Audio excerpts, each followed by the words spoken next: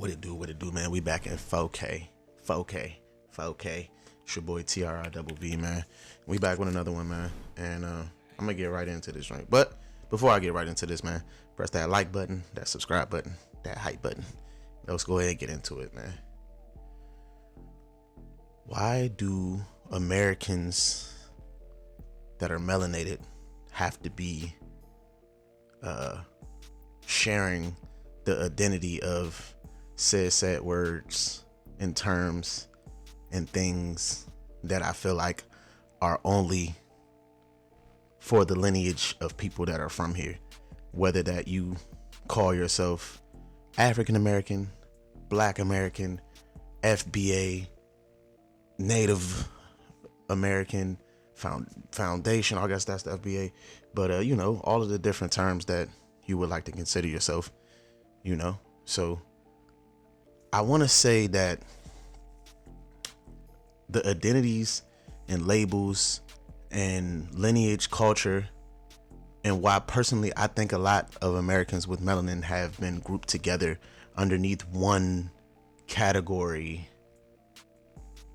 without people really breaking down the differences of these said categories. You know what I'm saying? So it's like, before I like to start by saying this first off, because I ain't trying to have nobody like, you know what I'm saying? First off, I like to say, with the hugest, all jokes aside, seriousness, this is not hate towards any Africans, any Caribbeans, any Latinos, anybody else, period. This is specifically a discussion on history and ancestry and identity from my perspective. Again, from my perspective, my opinion, and the facts that I can speak from my experiences of my life, you know what I'm saying? And as somebody whose family is lineage that comes from America and pretty much only from America, I could name 5 of my grandmothers that are born and raised here in America. Could they be from African slave lineage? Possibly, but we haven't found that. Could they be from native melanated people that were here in the Americas before the people that came and conquered America and changed it into the now America? Could they be a part of that? Very possible. So what I really want to say is skin color does not automatically mean the same history. So that is the real main point of one of my many points, but that is one of the points of the current point that I'm speaking of right now. And one thing that I've noticed is that people automatically count everybody with melanin together like we share the same exact cultural history. And that is not fully true. It's just not. Some people are directly lineage of said Africans and can trace to their country and can trace to their tribe and can trace to their language and can trace to their ancestors. Some people are Afro-Latino, which I would call them not Afro-Latino, because to me that is also some American westernized language. Because if you go to Mexico, the Mexicans there are Mexican, even if they look like me. They're not like, oh, yo soy Afro-Latino. No, bro, they're like, soy Mexican, soy de Mexico, solamente. Like, facts, you know what I'm saying? And if you go anywhere else, you don't go to Japan and see a Japanese person that's melanated and be like, oh, that's an Afro-Japan guy, or that's a Black Japanese guy. He's just simply Japanese. And the story can go on and on and on from places that you go to when you go to these different places. Like, obviously, when you meet the Americanized people that want to feel relative to you, this is a lot of where the confusion comes in, where they're like, oh my God, you're Black like me. No, they're not. They're melanated like you. Speak specific terminologies, in my opinion. This is all, again, just all my opinion. And, some people have Caribbean lineage.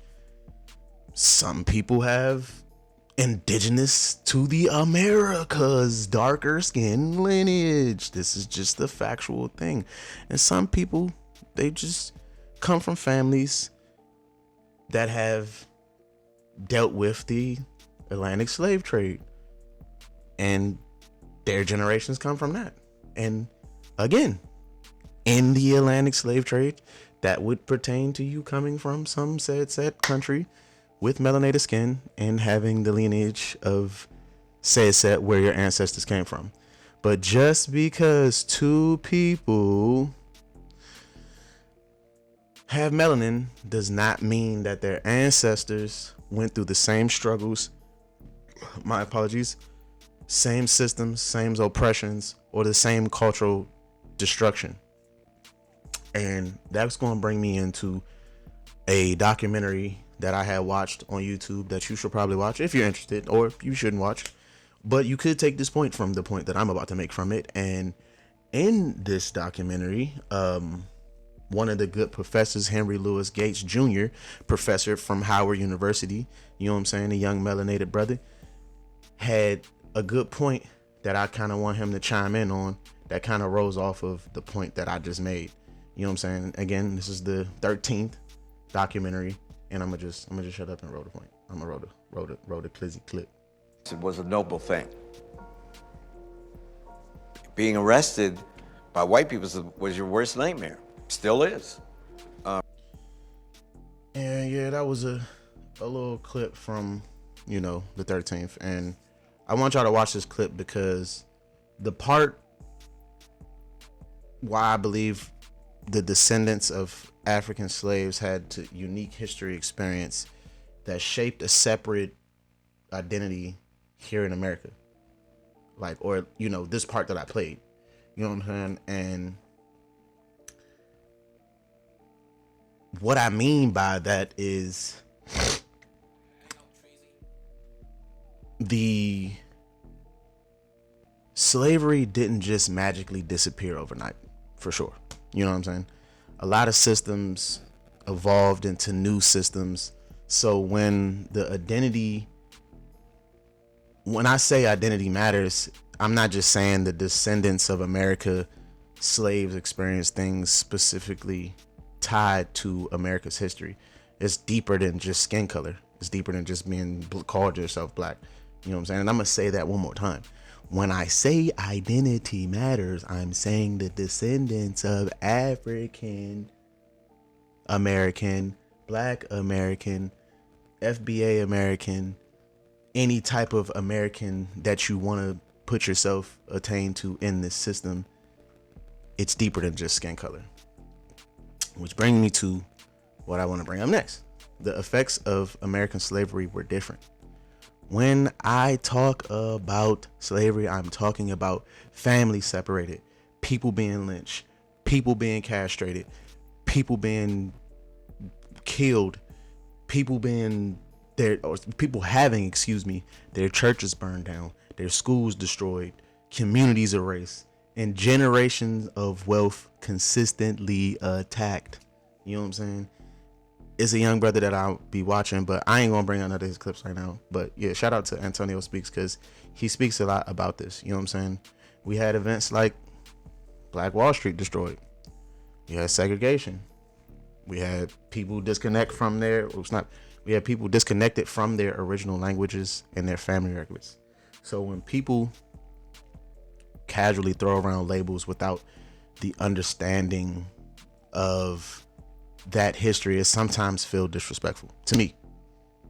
You know what I'm saying? To me, it just kind of feels disrespectful.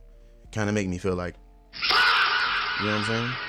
I'm just not gonna lie. That's just kind of how it made me feel, So words and labels, this is where people might disagree with me. I'm not gonna lie. You know what I'm saying? Personally, I do not really fully identify with labels such as Black, African American, FBA, or any broad racial classification.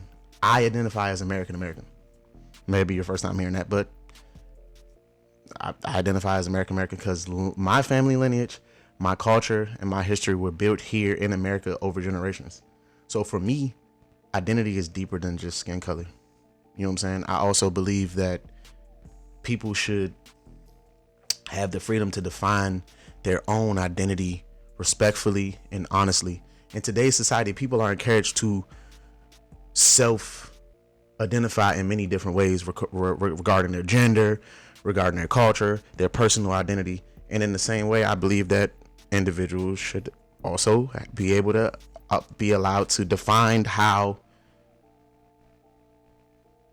their identity ethnically and culturally is based in their own lineage and family history and lived experience. So this is not meant as a disrespect towards anybody else. I'm gonna say that a million times just so nobody feels like I'm attacking their beliefs, because I'm not here to attack anybody's beliefs. I'm just here to share my beliefs on how I believe in what I believe in and why I believe in what I believe in. Just, you know what I'm saying? And I respect all cultures, all histories. My point simply that descendants of American slaves and multi-generational American families have a unique historical experience that deserves its own recognition instead of automatically being grouped into one generalized category and based on only appearance. Which brings me to another clip from another great person, Yvette Carnell, and her discussion, which I'm going to show like the whole video, but just a clip to give you, you know, some, you know what I'm saying, talks about lineage, ancestry, and why some people separate historical identity from a broader racial identity. You know what I'm saying? So I'm gonna run that clip. Let's run that clip. Let's run that Very real clip. things. But you have a very specific group of people for whom you're advocating reparations. Explain to me what you mean when you say American descendants of slavery, and why you think they should be the exclusive, if I'm understanding you correctly, why you think they should be the exclusive recipients of this particular reparations project. Well, I think one thing that happens a lot is people confuse discrimination with the all of the disadvantages that come from being a descendant of slavery, right? Meaning you had an enslaved ancestor in America. We acknowledge, ADOS acknowledges that there is discrimination that people are impacted from, right? So when you say Obama couldn't catch a cab, maybe he couldn't. So he was impacted by that. And so you have to have a package of policies that deal with discrimination. And at the foundation, we have that. We have a Black agenda that deals with discrimination. That is not the same thing as a specific justice claim, which means that multi-generationally, going back to slavery, you, your people, your family have had not only the disadvantage of slavery, but that accrued disadvantage of poverty, of Jim Crow, Reconstruction, all of that takes you all the way from the beginning of the reparations movement at the end of the Civil War till today. So I think you have to kind of break that apart. That doesn't mean that other Black people are enemies or that their discrimination against them doesn't exist. It just means that policy prescriptions are the solution for that. But we have a wealth disparity that needs to be repaid that can't be made up for with income. And I'm going to stop her right there, you know what I'm saying? Because I ain't going to go too deep on that, John, because she be going crazy. You know what I mean? But, that was just like a closer point to what I'm making. This isn't about hate or division. It's about understanding that everybody with melanin doesn't deserve automatically to share the exact same history, ancestry, or culture. Lineage matters, and historical experience matters. And that brings me to this point where African versus African American, or African next to African American, just so again, I don't want it to be any tension of anybody against or versus or anything like that. You know what I'm saying? Another thing that I think people confuse is the difference between being African and being African American. If someone is actually from Nigeria, Ghana, Ethiopia, or another African country, then they usually can trace their roots directly, and they may know their language, their tribe, their ancestry. But many Americans with melanin can't. That's just a fact. That's just a wow fact. Wow. He's not making this up. Wow. I'm not lying. That's a super fact. You know what I'm saying? And a lot of identity was stripped during slavery. Going back to my beginning point, way back in the beginning, where I was saying that You can't say that you aren't 100% African, but you also can't say that you are 100% African. You also can't say that you're not Native American. You know what I'm saying? You also can't say that you're not some other Native, some type of melanated, darker skinned person from any other country that was brought here as well. You know what I'm saying? And or that was already here as well. You know, so when I say all melanated people aren't just African, I think that oversimplifies history.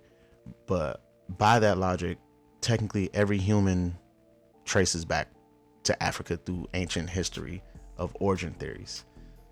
But culturally, it kind of makes me feel like, side note, it kind of makes me feel like, well, why do we not call people white African American or Chinese African American, or, you know, so on and so forth? Because I mean, technically we're all from Africa, right? You know, just saying. That's just a technical side note. But culturally and historically, that doesn't mean that everybody shares the same identity. You know what I'm saying? And it kind of brings me to cults, not cults. Not cults. It brings me towards culture and race. Race and culture are not the same thing. Skin color is not culture. Historically, history and its entirety is not always the same as nationality. I think that society mixes all of these things together too much. You know, I think that's why a lot of people today are trying to reclaim more specific identities instead of broader ideas, you know. And I really want to hit home again and say, this is clearly, if you make it this far into this video, not about division. I do not want to be separate and divided. That is not the pointer of what I'm bringing up.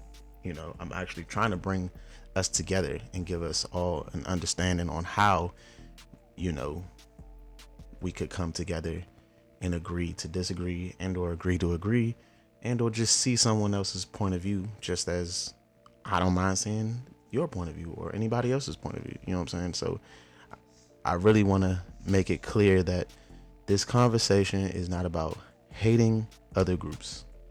Again, this conversation is not about hating other groups. No hate. You hear me? I ain't trying to hear none of that. You hear me? You hear me? Like my boy, like my family from Detroit in the Midwest say, you hear me? You hear me, my baby?